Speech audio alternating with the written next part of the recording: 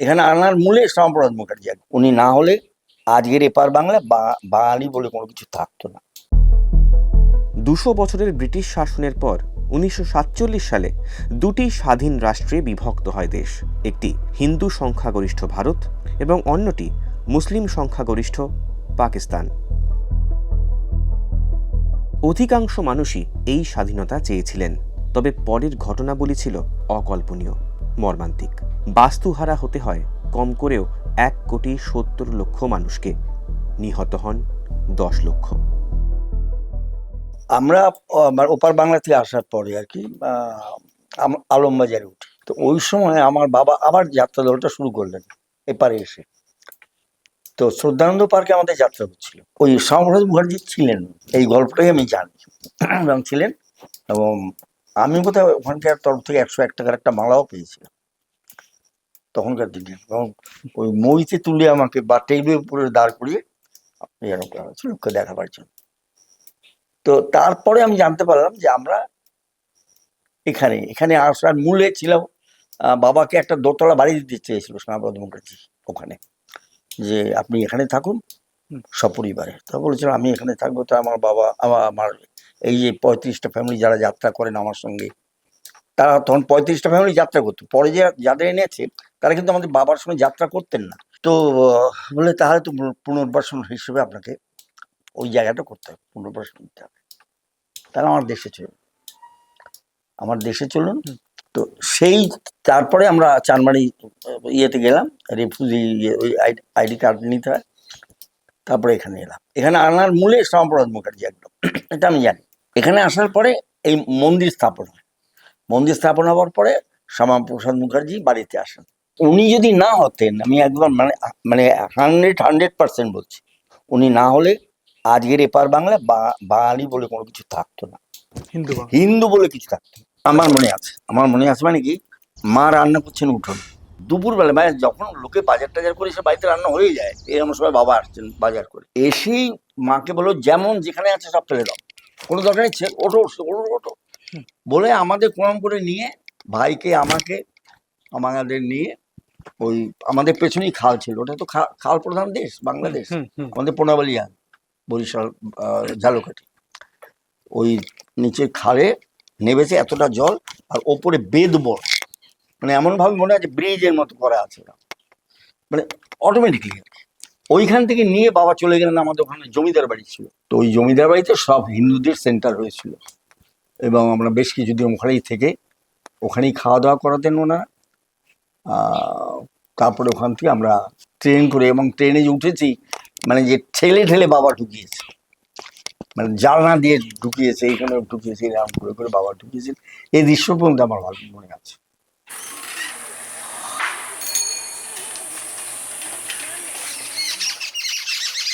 এই বাবার সেই প্রতিষ্ঠিত মন্দির আর কি, আচ্ছা, যেখানে শ্যামাপ্রসাদ মুখার্জি নিজে উপস্থিত ছিলেন, এরকম জায়গায় ছিল।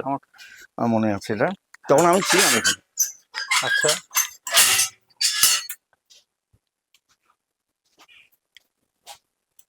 মানে এই মন্দিরেই এই মন্দির তখন ছিল এটা বেড়ার দেয়া, আচ্ছা, মাটির দিয়ে। তারপরে আমার বড়দার ছেলে এই বাড়িটা আর কি।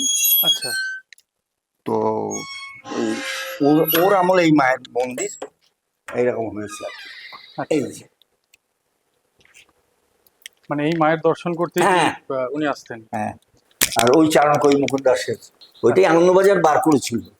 আপনার কি মানে এই জন্যই বলা হয় যে এই বাড়িতে দেবী এবং কবি একই? হ্যাঁ হ্যাঁ হ্যাঁ, পার্থ যখন আমি প্রথম আসি এখানে জেলা থেকে আনন্দবাজার থেকে করেছিল। হ্যাঁ,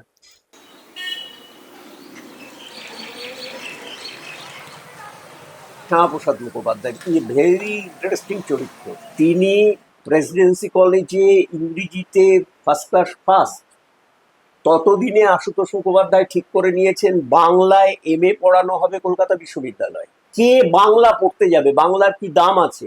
আশুতোষ মুখোপাধ্যায় নিজের ঘর থেকে ওই রকম প্রতিভাবান ইংরেজিতে ফার্স্ট ক্লাস ফার্স্ট ছেলেটিকে ভর্তি করলেন কলকাতা বিশ্ববিদ্যালয়ে বাংলা MA তে। শ্যামাপ্রসাদ মুখোপাধ্যায় পরবর্তী সময়টায় তার যে উজ্জ্বল কাজ, যে কাজটা আলোচনা হয় খুব কম, আশুতোষ মুখোপাধ্যায় 22 বছর উপাচার্য ছিলেন, কিন্তু শ্যামাপ্রসাদ মুখোপাধ্যায় উপাচার্য থাকাকালীন কলকাতা বিশ্ববিদ্যালয়ে বিশেষ করে বিজ্ঞান বিভাগের যে উন্নতি, আইন বিভাগের যে উন্নতি এবং বাংলার সংস্কৃতি, বাংলার লোক সংস্কৃতি, আশুতোষ মিউজিয়ামে গেলে আপনি দেখতে পাবেন কলকাতা বিশ্ববিদ্যালয়ে, সবটাই কিন্তু শ্যামাপ্রসাদের কঠোর হাতে উপাচার্যের দায়িত্ব তিনি পালন করেছেন। তার কাছ থেকে ডিরেক্ট শোনা, সতীশ নন্দী যখন বেঁচে ছিলেন তার কাছ থেকে শোনা যে এরা কলকাতাতে তখন উদ্বাস্তু হয়ে এসছেন, শ্যামাপ্রসাদের সঙ্গে তাদের দেখা, শ্যামাপ্রসাদ তাদের চিনতে পেরেছেন এবং কালীকৃষ্ণ নট্টকে তিনি বলছেন যে তুমি তাহলে এখন কি করছো, কোথায় আছো? বললো ক্যাম্পে আছি। বললো তুমি, আমি তো জিরাটে উদ্বাস্তুদের বসাচ্ছি, তোমরা ওখানে। বললো আমি একা গেলে তো হবে না, আমার 35টা নট্যঘর, তারা কি করবে? বললো 35 জনকেই আমি নিয়ে যাবো, বলে একটা পাড়া তৈরি করলেন। এবারে শ্যামাপ্রসাদ মুখোপাধ্যায় আমাদের এই জিরাটে যে ম্যাক্সিমাম উদ্বাস্তু ফ্যামিলিগুলো যারা ওদেশের যন্ত্রণা দগ্ধ হয়ে এখানে ফিরেছেন, জমি মাটি হারিয়ে তারা ফিরেছেন, তাদের বসতি স্থাপনের জন্য তার একটা বিরাট ভূমিকা ছিল এবং এটা বাংলা জুড়েই ছিল। শ্যামাপ্রসাদ মুখোপাধ্যায়ের রাজনৈতিক মতবাদ আমি বিশ্বাস করি বা না করি, আপনাকে ইতিহাস স্বীকার করতেই হবে যে উদ্বাস্তুদের, বিশেষ করে হিন্দু উদ্বাস্তুদের, সেই সময়ে বসতি স্থাপনের ক্ষেত্রে তার যে ভূমিকা সেটা যদি অস্বীকার করা হয় তাহলে ইতিহাস চর্চায় কিন্তু একটা খুব ভুল বার্তা গিয়ে পৌঁছবে। আমাদের যে ইতিহাস চর্চা সেখানে শ্যামাপ্রসাদ মুখোপাধ্যায়ের উদ্বাস্তুদের জন্য করার থেকেও পরবর্তী সময়ে বামপন্থী সরকাররা যে পাট্টা বিলি করেছিল সেইটাকে হাইলাইট করে দেখানো হয়।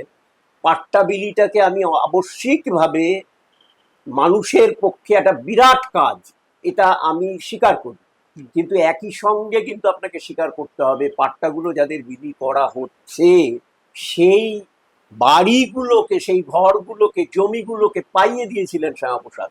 তার যে দুর্দান্ত ভূমিকা সেই সময়, সেইটাকে যদি আমি অন্য রাজনীতিতে বিশ্বাস করলেও এইটাকে যদি আমি অস্বীকার করি তাহলে ইতিহাসকে আমি অস্বীকার করি। ये युवा पीढ़ी को जानना जरूरी है। जब पूरे बंगाल को पाकिस्तान का हिस्सा बनाए जाने की कोशिशें हो रही थी तो कांग्रेस उन षड्यंत्रकारियों के सामने घुटने टेके पड़ी थी और यही वो समय था जब डॉक्टर श्यामा प्रसाद मुखर्जी ने उसके खिलाफ आवाज उठाई। अप्रैल 1947 में उन्होंने ऐतिहासिक रिजोल्यूशन पास कराया। उन्होंने घोषणा की पूरा बंगाल पाकिस्तान का हिस्सा नहीं बनेगा। इसके लिए बंगाली हिंदू होमलैंड मूवमेंट शुरू किया गया। डॉक्टर श्यामा प्रसाद मुखर्जी इसका नेतृत्व कर रहे थे। 20 জুন পশ্চিমবঙ্গ দিবস উদযাপনে এসে ডাক্তার শ্যামাপ্রসাদ মুখোপাধ্যায়ের অবদান স্মরণ করিয়ে দিয়েছেন স্বয়ং প্রধানমন্ত্রী। তিনি এবং তাঁর দল মনে করে শ্যামাপ্রসাদ না থাকলে হিন্দু বাঙালির নিজের কোনো ঠিকানা থাকতো না, তৈরি হতো না পশ্চিমবঙ্গ। শ্যামাপ্রসাদ মুখোপাধ্যায় এক কথায় যদি বলি, তিনি পশ্চিমবঙ্গের স্রষ্টা। এবং আজকে দিনে দাঁড়িয়ে যে এই প্রশ্নটা করতে হচ্ছে এবং তার উত্তর খুঁজতে হচ্ছে, এতেই বোঝা যায় যে গত 70 বছর 75 বছর পশ্চিমবঙ্গ গঠন হওয়ার পর এবং 53 সালে শ্যামাপ্রসাদ বাবুর মৃত্যু, তিনি শ্রীনগরে তার রহস্যজনক মৃত্যু হওয়ার পর গত দীর্ঘ প্রায় 60-65 বছর ধরে, 6 দশক ধরে শ্যামাপ্রসাদ মুখোপাধ্যায় যার উদ্যোগে, যার বিশেষ উদ্যোগে সেই সময়কার বাংলার মনীষীরা, মানে হুজ হু যাদের বলা হয়, সব ব্যক্তিত্বরা এগিয়ে এসে পশ্চিমবঙ্গ গঠনের উদ্যোগে তাকে সমর্থন করেছিল এবং তিনি বলেছিলেন যে সম্পূর্ণ অবিভক্ত বঙ্গকে পাকিস্তানে আমরা পাঠিয়ে দেওয়ার বিরোধিতা করব এবং পশ্চিমবঙ্গ একটি নতুন প্রদেশ হিসেবে গঠিত হয়ে ভারত স্বাধীন ভারতের অভিন্ন অঙ্গ হিসেবে থাকবে, এই তিনি দাবি করেছিলেন। এবং বাঙালি হিন্দু হোমল্যান্ড, সে কথাও তিনি বলেছিলেন। এবং সেই জন্য আজকের দিনে দাঁড়িয়ে শ্যামাপ্রসাদ মুখোপাধ্যায় কে আরো বেশি প্রাসঙ্গিক হয়ে যাচ্ছে। যদিও এই বিশ্বাসের ঠিক বিপরীত যুক্তিও ইতিহাসে রয়েছে।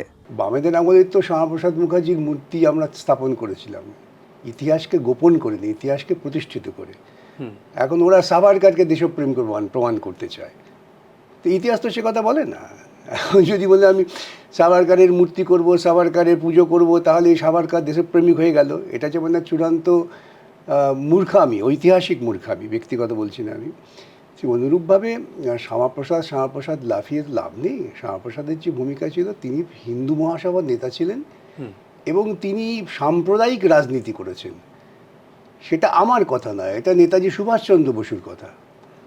দুজনেই কিন্তু ভবানীপুর থেকে উঠে এসেছেন। এখন ওরা দেখান যে শ্যামাপ্রসাদের এই ভূমিকা ছিল, সুভাষচন্দ্র বসুর এই ভূমিকা ছিল, সেটা মানুষ গ্রহণ করবে। ওরা বলেন যে উদ্বাস্তু হিন্দুদের জন্য তার আত্মত্যাগ বা পশ্চিমবঙ্গের জন্ম। আত্মত্যাগ তো সব মানুষের আছে, আত্মত্যাগ নিয়ে তো কোনো সমস্যা নেই। আমরা কখনোই বলি না যে শ্যামাপ্রসাদ মুখার্জি তিনি একজন অবাঞ্ছিত ব্যক্তি, তা বলি না। আমরা ইতিহাসের নির্ণয়টা করুন। আপনারা তো সর্দার প্যাটেলের অত বড় স্ট্যাচু করেছেন, তাতে কি হলো?